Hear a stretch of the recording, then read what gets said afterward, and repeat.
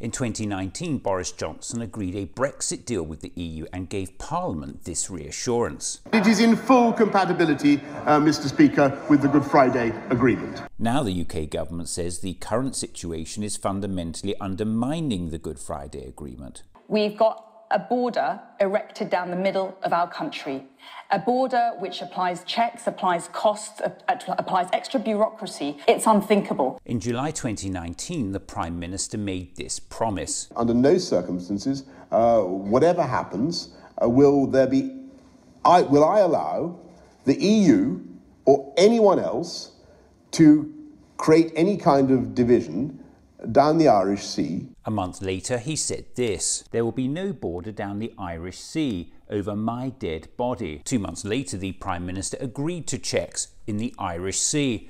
As part of his deal with the EU, Northern Ireland stayed in the EU single market for goods, and there would be checks on those goods arriving in Northern Ireland from the rest of the UK. The net result of which is that there's pretty much a border in the Irish Sea. In December 2019, the BBC reported on leaked documents raising fresh concerns about GB-NI trade after Brexit. The paper from the Department for Exiting the EU, seen by the BBC, lists preparing for high levels of checks as one of the challenges in delivering the government's Brexit deal. This leaked Treasury presentation in 2019 goes on to say checks and declarations from the protocol would be highly disruptive to the Northern Ireland economy, that SMEs are likely to struggle to bear the cost, and acknowledges that it would increase the price of high street goods. Despite agreeing to a deal which he knew would require checks, the Prime Minister shamelessly continued to tell the public there would be no checks. They should believe exactly what I say, which is there will be no checks on goods going from GB to NI, from NI to GB. This document is talking about checks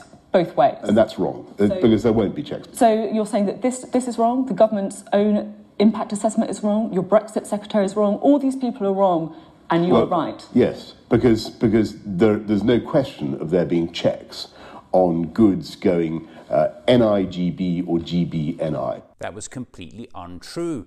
Since the 1st of January, food crossing from Britain to Northern Ireland has needed new paperwork and checks. And now the Prime Minister is trying to convince the public that the EU is responsible for the checks on goods which he agreed.